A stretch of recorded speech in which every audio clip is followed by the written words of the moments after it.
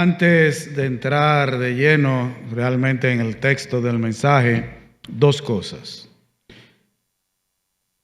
Cada predicación, tómela como una consejería para usted.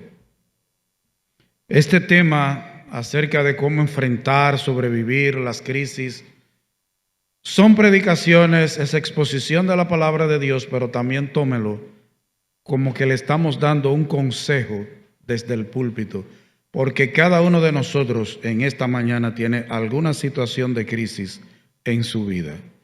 Y si no la tiene, espérelo que viene. Si no, le aconsejo que estudie el libro de Eclesiastés para que vea cómo es la vida. Y lo segundo, como decía el hermano Amós, la idea también es equipar a los santos.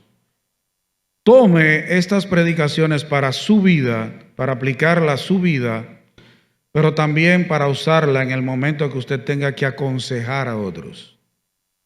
Cada uno de nosotros debe aconsejar a su hermano. Cada uno de nosotros debe ser un consejero bíblico.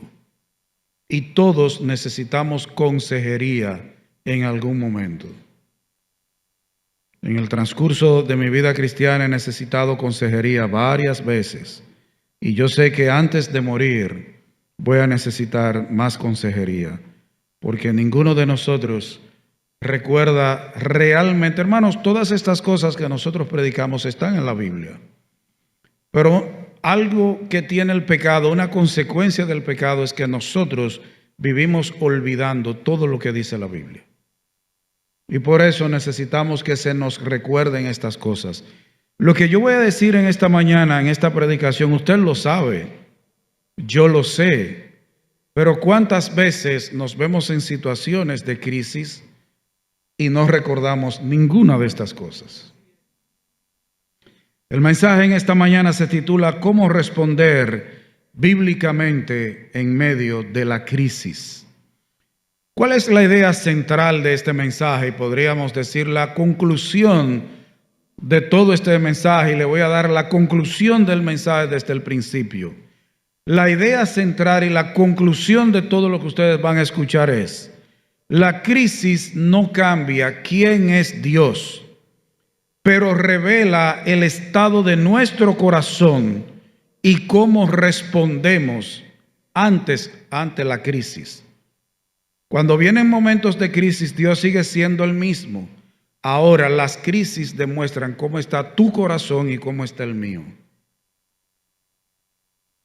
¿Cuánto creemos en Dios y cuánto dudamos o confiamos en nosotros y los hombres? Nosotros vivimos en un mundo donde las crisis no piden permiso. Tenemos crisis personales, familiares, en el trabajo, en la nación, en todo el mundo hay crisis. Vienen los problemas económicos, vienen las enfermedades, que hay gente que cree que los cristianos no se enferman, y hay cristianos que creen que ellos no se enferman, y entonces cuando vienen las enfermedades, encima de eso tienen otro problema. Hay una crisis y crean otra por no aceptar la realidad, por negar la realidad. Sufrimos pérdidas de diferentes índoles, conflictos familiares, y la palabra de Dios, el Señor Jesucristo, fue claro y no escondió esa realidad. De hecho, Él dijo en Juan 16:33, estas cosas os he hablado para que en mí tengáis paz. En el mundo tendréis aflicción, pero confiad, yo he vencido al mundo. Dios es honesto. Contrario a los predicadores de la prosperidad, Dios es honesto y Él dice que en tu vida y en la mía va a haber momentos de aflicción, momentos de crisis. Pero también el Señor nos enseña cómo debemos responder en esos momentos. Y una crisis no es solo un problema. En la Biblia la definición de crisis se entiende principalmente como un momento de juicio, un momento de prueba, un momento de decisión, un momento de transición, en que estamos en una situación y vamos a pasar a otra. La crisis es eso: juicio, prueba, decisión, transición. Una crisis es un momento decisivo que revela dónde está nuestra confianza. Y hoy, con el favor del Señor, vamos a ver 5 respuestas bíblicas que tú y yo debemos mostrar, la actitud que debemos tener, bíblicamente hablando, en los momentos de crisis.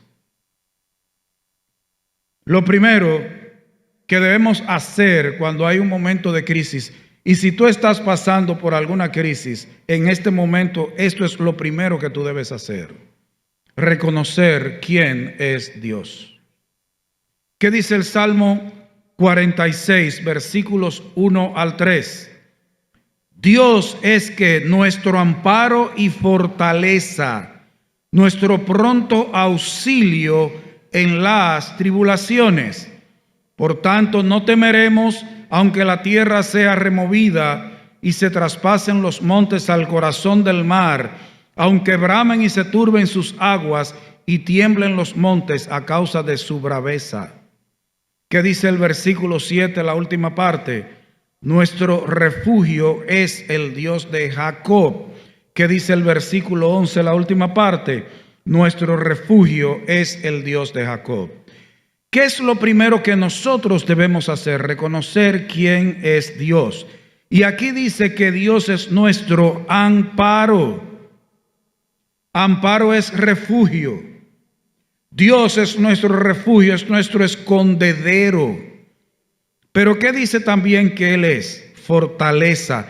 Y fortaleza aquí no viene de fuerza. Fortaleza aquí es una torre alta.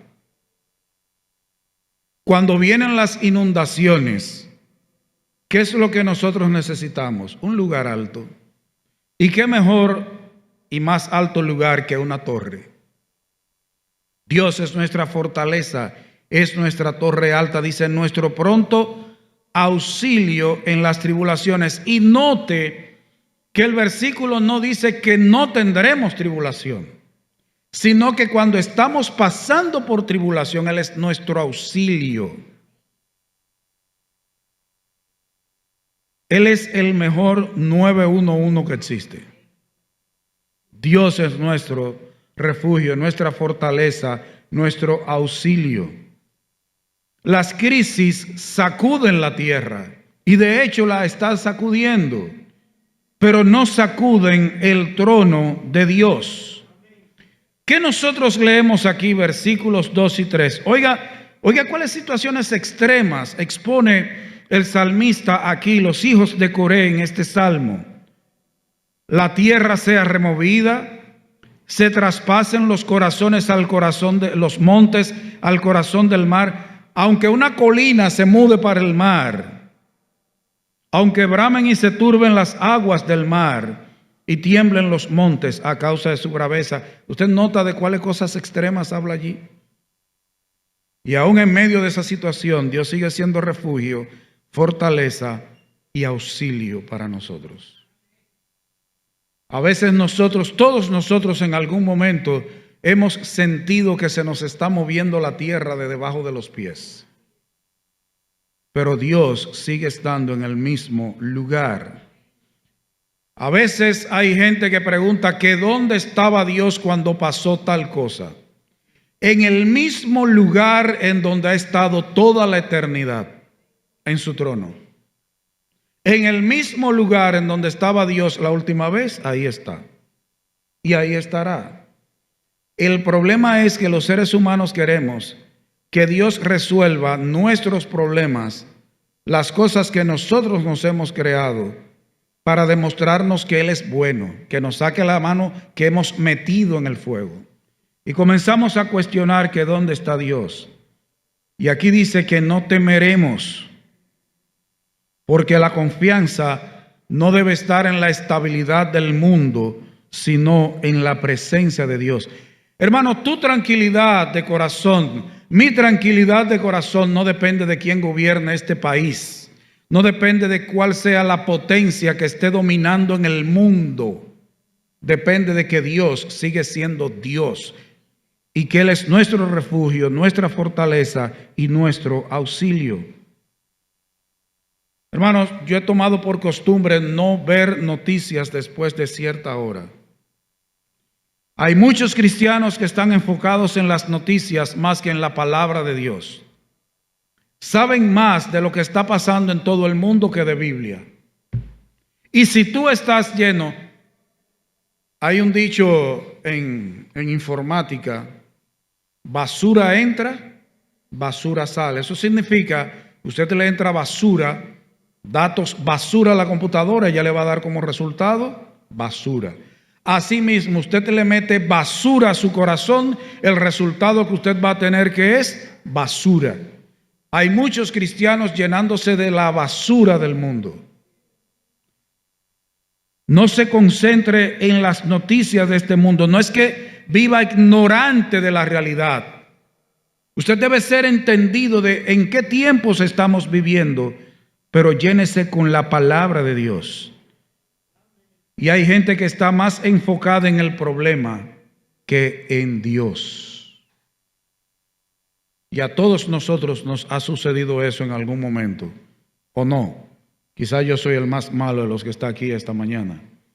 Pero todos nosotros en algún momento nos hemos enfocado más en lo grande que es el problema. Y entonces usamos una palabrita.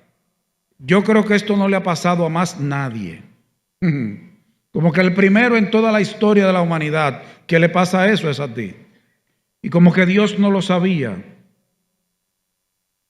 Un creyente maduro dice: aunque todo se derrumbe, Dios sigue siendo mi refugio. Y usted sabe que hay un atributo de Dios: Él es inmutable. Dios no cambia, Dios sigue siendo el mismo siempre. Aunque tus circunstancias, aunque mis circunstancias cambien, Él es inmutable y Él no cambia. Lo primero, conocer, saber quién es Dios. Lo segundo, buscar a Dios primero, no de último. Oh sí, nosotros sabemos quién es Dios, pero claro que sí, Dios es mi refugio, Él es mi amparo, es mi fortaleza.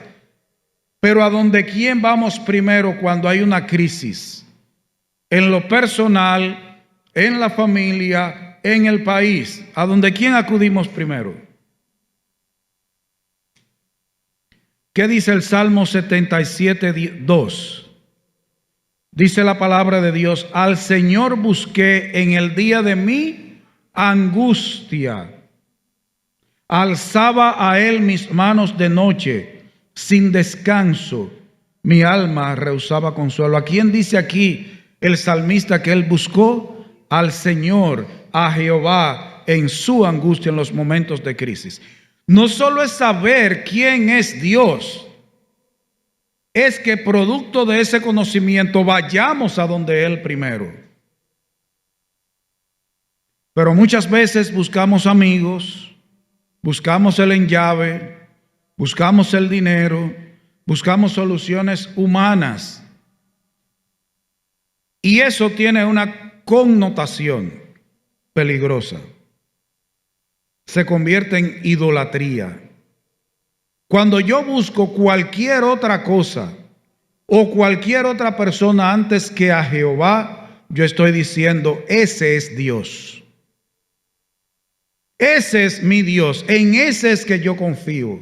En ese amigo, en ese funcionario, en lo que tengo en el banco.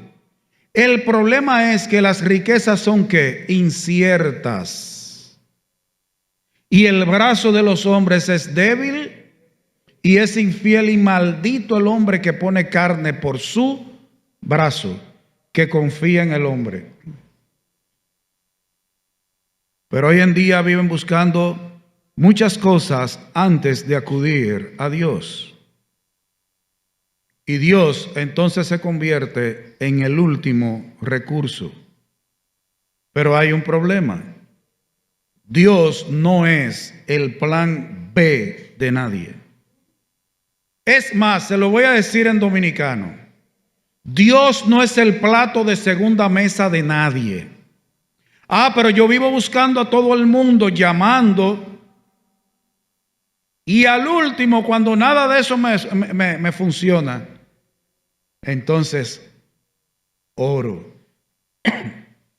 O le digo a los hermanos, hermanos, oren, que me está pasando una cosa grande. Hermanos, aunque esto yo no lo traje escrito en el mensaje, pero déjenme decirle algo. Busque a Dios primero. Pero hermano, también cuente con su iglesia, que ore por usted, que lo lleve a la presencia del Señor. Yo no sé por qué hay un grupo de cristianos que están comiéndose un cable y la iglesia no se da cuenta nunca. A veces Dios lo sabe porque es omnisciente, pero a veces ni se lo dicen a Dios, ni hablan con los hermanos, ni buscan consejería, ni nada. Hermano, yo te estoy dando una consejería en esta mañana. Y no tiene que darme un chele. Sí, no tiene que darme un chele. Pero hermano, habla con tu iglesia. Hay hermanos que tienen vergüenza que sepan que a ellos les salen ñáñara.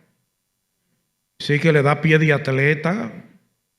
Y que le dan cuestiones estomacales. Sí, usted se pone malo del estómago igual que todo el mundo. Cuando murió mi madre, al primero, después de tener un breve momento de oración, al primero que llamé fue Amós. Al segundo, Enrique Troncoso, y le dije, díselo a la iglesia. Y después a mis hijos y a mi esposa. Hermano, habla con tu iglesia, pero busca a Dios primero. Pero esto de la iglesia lo pongo porque yo no sé, hay hermanos que creen que ellos son como los popis del Señor y que nadie puede darse cuenta de que a ellos le pasan cosas. Lo dejo ahí. La primera reacción correcta en la crisis es buscar a Dios. Ahora, ¿cómo vamos a buscar a Dios? Con oración sincera. Fíjese, yo le agregué la palabra sincera. Oración sincera, porque hay gente que se acerca a Dios como para cumplir. A mí me han dicho que yo debo buscar a Dios, que yo debo orar a Dios. Bueno, yo lo voy a hacer, pero como medio encogido, porque quizás no sea como yo le estoy pidiendo. Es oración sincera, un corazón abierto a Dios. Meditar en su palabra escrita. Ven a la Biblia. Acércate a Dios en oración y ven a la Biblia. Busca en la Biblia qué dice Él en la Biblia. Que el Espíritu te guíe con la palabra. Ten dependencia real de Dios. Sometimiento. Sométete a Dios. Porque estamos orando a Dios. Pero si acaso Él no me contesta como yo quiero, yo voy a hacer lo que siempre he pensado hacer desde antes de orar. No, tienes que mostrar una dependencia, una sumisión. Dice, someteos pues a Dios. Hay que ponerse por debajo de la autoridad de Dios. Y humillación del corazón. Oración sincera, meditar en la palabra de Dios, dependencia real de Dios, sometimiento a Dios y humillación del corazón. ¿Sabe que hay gente que quiere discutir con Dios? ¿Quiere altercar con Dios? Eso le pasaba a la nación de Israel y nunca le iba bien. Si solo buscas a Dios cuando no hay salida, no estás confiando, estás desesperado. Cuando tú buscas a Dios porque ya no te ha funcionado todo lo otro, eso no es fe. Tú lo que estás desesperado y estás buscando la salida que debiste buscar primero, es la que estás buscando ahora. Ahora tiene la soga al cuello. Lo tercero que debes hacer en medio de la crisis es confiar en el propósito de Dios. Dios es un Dios de propósitos. Dios es un Dios de planes. ¿Qué dice Isaías 48:10? He aquí te he purificado y no como a plata. Te he escogido en horno de aflicción. En horno de aflicción. La crisis no es un accidente. La crisis por la que tú estás pasando, la crisis por la que está pasando el país, no es que a Dios se le fue algo de las manos. No. Es parte de un propósito que Él tiene contigo. Es un instrumento en las manos de Dios. Dios usa la crisis para refinar la fe. Hermanos, la crisis no es para Dios saber cómo anda tu corazón. La crisis es para Dios demostrarte cómo anda tu corazón. Es para que tú sepas, porque hay un problema. Usted sabía que nosotros pensamos que somos más espirituales de lo que realmente somos. Y Dios usa las crisis para demostrarnos cuán espirituales realmente somos, cuál es el nivel de nuestra fe y cuánto hemos crecido espiritualmente. Dios usa la crisis para quitar el orgullo, para refinar la fe, para que le busquemos a Él, para que confiemos en Él, pero también para quitar el orgullo, para humillar. Hay mucha gente pechito parado. Y Dios usa los momentos de crisis para demostrarte que tú eres igual que el resto de la humanidad, que tú no eres mejor que nadie. ¿Usted sabía que hay gente que cree, después que cree en Cristo, hay gente que cree que es mejor que el otro? ¿Tú sabías que tú y yo no somos mejor que las prostitutas que andan por ahí? ¿Tú sabes que la diferencia entre tú y una de esas mujeres, o el que roba pero no roba motor, es la gracia de Cristo en ti y en mí? Si no fuera por Cristo en tu vida y en mi vida, hiciéramos quizás no lo mismo, pero anduviéramos por ahí perdidos, sin Dios y sin esperanza. Dios usa la crisis para quitar el orgullo del corazón, pero también Dios usa la crisis en tu vida, en mi vida, para formar el carácter, para llevarnos a la semejanza a Cristo. Hermano, el propósito del discipulado cristiano, mire, Dios no solo quiere perdonar nuestros pecados y reconciliarnos con Él. Dios quiere también buscar honra y gloria. Dios busca honra y gloria para Él.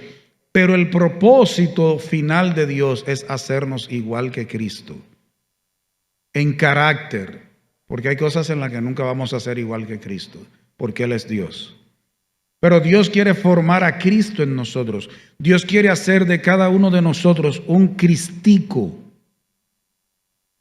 Que de hecho eso es lo que significa la palabra cristiano. Un pequeño Cristo, un cristico. Eso era de burla que lo decían. Como el oro en el fuego, así Dios purifica al creyente. Así que nosotros tenemos que cambiar, actualizar nuestro software espiritual. Así como tú actualizas las aplicaciones de tu celular, tenemos que actualizarnos aquí con la palabra. En lugar de preguntarnos, ¿por qué a mí? Debe ser, ¿qué está haciendo Dios en mí? ¿Cómo yo puedo glorificar a Dios en medio de esta situación? ¿Qué es lo que Dios quiere lograr en mí con esta crisis, esta aflicción, esta leve tribulación, como dice la Biblia? ¿Es fácil eso? No. Pero es posible. Tenemos el Espíritu de Dios viviendo en nosotros. Pero tenemos que cambiar. ¿Por qué a mí? Porque yo te hago la pregunta, ¿por qué no a ti? ¿Quién eres tú para que Dios no te pruebe? Es qué quiere Dios hacer en ti. ¿Qué le dijo el Señor a Pablo? Que había orado varias veces, que dice 2 Corintios 12:9, y me ha dicho, bástate mi gracia, porque mi poder se perfecciona en la debilidad. ¿Tú sabes cuándo se ve el poder de Dios obrando en tu vida? Cuando tú eres débil. Cuando tú reconoces que eres débil y dependes del poder de Dios. Mientras tú quieres mostrarle que tú eres el papaupa de la matica, que tú eres lo más espiritual, lo más santo que hay en la iglesia. Yo realmente me congrego en esa iglesia porque no me queda de otra, pero yo soy mejor que todos los que están ahí.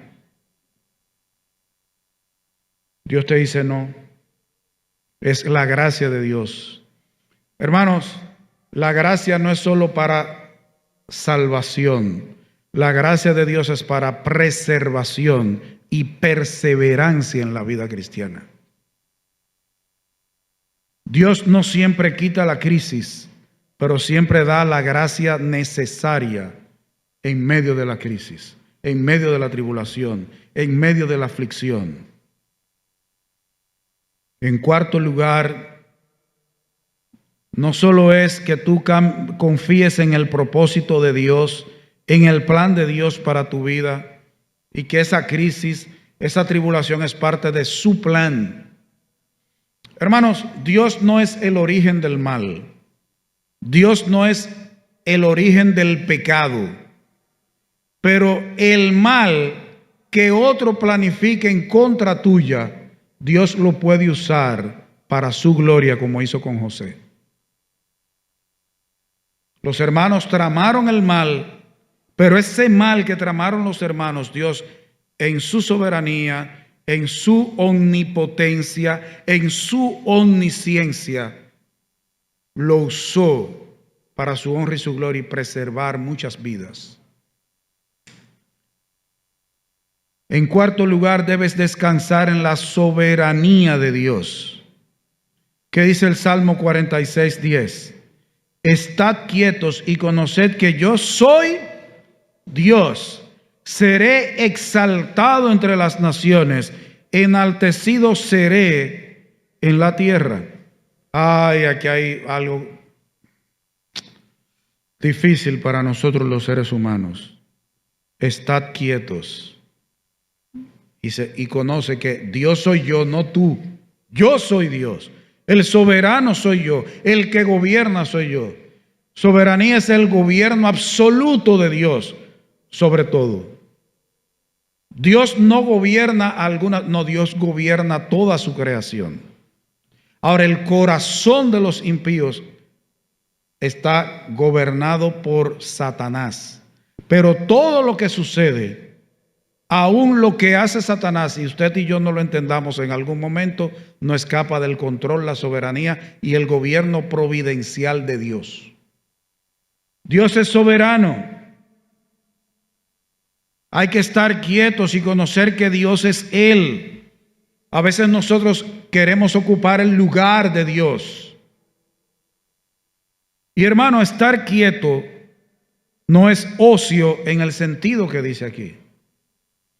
Es una quietud que confía en el obrar de Dios, en su poder, en su sabiduría, en su amor, en su gracia, en su misericordia. Y te voy a decir algo. Estar quieto en el sentido que dice aquí necesita más poder de Dios que para hacer algo. Porque lo natural es querer hacer algo.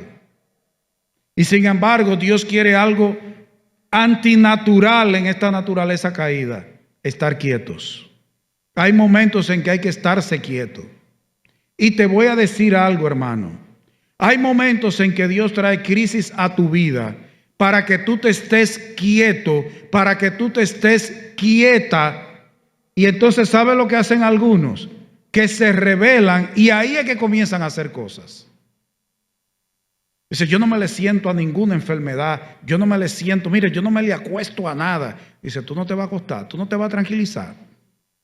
Agarra eso ahí, ¡pum! Ahí está la columna que no sirve para nada. Dios busca la manera de tranquilizarte, pero voluntariamente dice, estad quietos y conoced, sabed que yo soy Dios. Dios es Él, no tú ni yo, ni el presidente del partido, ni el dinero. Dios, el soberano del universo, lo gobierna todo, Jehová de los ejércitos. Y ese soberano del universo no está improvisando. Dios no improvisa, Dios no se inventa una cosa de ahora para ahorita. Hermano, toda situación que hay en tu vida y la mía, ya Dios desde la eternidad pasada sabía eso. Él no se enteró ahora porque te está pasando eso. Cuando oramos a Dios, no es para decirle por lo que estamos pasando, Él no lo ignora. Él lo sabe desde antes de la fundación del mundo. Dios no necesita aprender nada. Dios no improvisa. Y Dios tampoco está sorprendido. Porque a veces creemos como que hubo algo que agarró a Dios asando batata. No, a Dios no lo sorprende ninguna situación por la que tú y yo podamos estar pasando. Y algo interesantísimo, hermanos. Dios no ha perdido el control. Sigue gobernando su creación, sigue siendo el soberano del universo. Dios sigue siendo Rey de reyes y Señor de señores. De los que se creen que gobiernan, Él es que está por encima de todos ellos, por encima del diablo que cree que es Dios también. Él no ha perdido el control y su autoridad. Él sigue reinando. Dios sigue donde ha estado siempre, en su trono. En su trono. Nosotros a veces pensamos que lo que nos está pasando, como que eso es algo que Dios, como que yo tengo que decírselo porque parece que el Señor no se ha dado cuenta que yo estoy pasando por eso. Todo es parte del plan de Dios. Decía un predicador que si Dios perdiera el control de su creación, por una milésima de segundo se destruye todo. Si solo una milésima, mire que una milésima de segundo pasa rapidísimo. Si Dios perdiera el control de su creación, ese pequeñito tiempo, se destruye el mundo en ese tiempo. Dios no ha perdido el control. Pero a veces nosotros cometemos 3 errores, entre muchos. Entender todo. El problema es que nosotros queremos que Dios nos explique qué es lo que Él está haciendo. Y mi hermano, mi hermana, hay cosas pasando en tu vida, pasando en el país, pasando en la familia, pasando en tu trabajo, que quizás tú nunca sepas por qué están sucediendo esas cosas. Y te voy a decir algo, Dios no te debe una explicación. Él te deja saber si Él quiere. El problema es que queremos entenderlo todo, el más mínimo detalle. Queremos controlarlo todo. ¿Usted sabía que nosotros los seres humanos somos controladores por naturaleza? Lo que pasa es que hay seres humanos que aparentan que no quieren controlar. Por ejemplo, se puede dar el caso de que el hermano Ricardo López sea controlador en el sentido de que él llega y de una vez impone. ¿Qué es lo que hay que hacer? Dígame. Yo como que veo que ustedes no están en nada. Pero hay un controlador que parece que no está controlando, pero apela a las emociones y los sentimientos para controlar las situaciones. Es como la candelita de basurero. La gente que hay gente que a veces se hace la víctima para controlar a los demás. Como dijo la doñita, se hace la víctima. Hay gente que quiere entenderlo todo, controlarlo todo, resolverlo todo. Pero ¿qué dice Dios? Estad quietos y conoced, sabed que yo soy Dios. No tú, no yo. El hermano José Manuel, en su tesis, cuando la presentaba a un grupo aquí, habló algo que está sucediendo con los pastores, y después de eso vi un programa hablando de eso, lo que se llama burnout. Son los pastores que se queman. ¿Por qué se queman? Porque hay pastores que ellos no entienden que la cabeza de la iglesia es Cristo y ellos quieren ser cabeza, pero hay un problema mayor, que a veces los hermanos creen que el pastor es Dios y que el pastor es el que le va a resolver los problemas. Hermanos, los pastores lo más que podemos dar es consejería y te podemos ayudar si tú lo que necesitas es algo material y lo tenemos. Pero los pastores no somos Dios. Solo Jehová es Dios. ¿Entiende eso? Porque a veces están esperando que nosotros hagamos cosas que no está en nuestro poder ni en nuestro ministerio hacer. Yo espero que usted con este tamañito no crea que yo soy Dios. Fe no es entender el mapa, es confiar en el piloto. Esa frasecita me gustó cuando la vi. Fe no es entender el mapa, es confiar en el que va conduciendo. No sé si es real, pero lo leí en internet de una niña que iba en un avión y había turbulencia y la niña estaba de lo más quieta y tranquila y todo el mundo presignándose, unos orando, otros rezando, dándose en el pecho y la niña tranquila, y alguien le preguntó que si ella no estaba nerviosa y dijo no. ¿Y por qué? Porque mi papá es el piloto. No sé si pasó eso en realidad, pero eso está en internet, una historia. Pero hermano, la quinta cosa que tú debes recordar no es solo que tú debes reconocer quién es Dios, buscarlo a Él primero, confiar en que Él tiene un propósito, un plan con la crisis, descansar en su soberanía, en su dominio, en su control, sino que tú debes recordar que Dios no te ha abandonado. Tú y yo no estamos solos. ¿Qué dice Hebreos 13:5? Sean vuestras costumbres sin avaricia, contentos con lo que tenéis ahora, porque Él dijo, no te desampararé ni te dejaré. No estamos solos. ¿Qué dice la palabra de Dios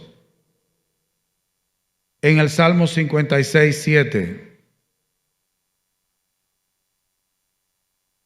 El Señor dice, Jehová de los ejércitos está con nosotros.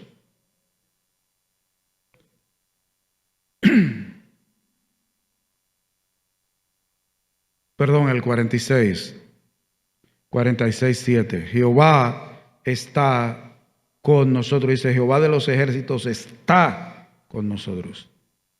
Él promete que no nos deja, no nos desampara.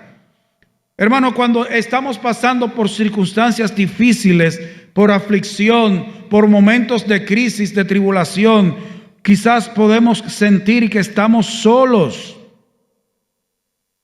Pero Dios no nos ha abandonado.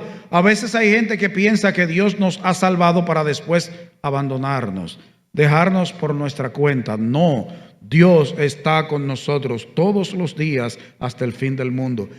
Y hermanos, hay dos razones por las cuales Dios nunca te debes considerar solo. Lo primero es que Dios es omnipresente. Dios está presente en toda su creación porque Él es inmenso. Él lo llena todo. Pero no solo la omnipresencia de Dios, no solo significa que Él está en todo lugar, sino significa más allá de eso, que Él está de frente a cada uno de nosotros. Porque Él podría ser omnipresente, podrían estar que Él no lo tiene porque Dios es espíritu, pero la omnipresencia podría significar que los pies están para allá, que un brazo es... No. La omnipresencia de Dios significa que Él está en todo lugar de frente a cada uno de nosotros. Dios está ahora de frente a ti, de frente a mí, de frente a los chinos que están del otro lado de la tierra. Pero no solo que Él es omnipresente, sino que Él vive en cada uno de nosotros por medio de su Santo Espíritu. Cada uno de nosotros es casa, habitación, templo del Espíritu Santo. Y hermanos, eso es un privilegio que nosotros a veces no meditamos el alcance. Tú y yo nunca estamos solos. Pero no solo que Él es omnipresente, que Él está en nosotros, sino que Él quiere ser nuestro compañero. Porque ¿qué pasa? Alguien puede estar aquí en esta mañana, pero su corazón no estar aquí. De hecho, yo no dudo que mientras yo estoy predicando haya gente pensando en otra cosa.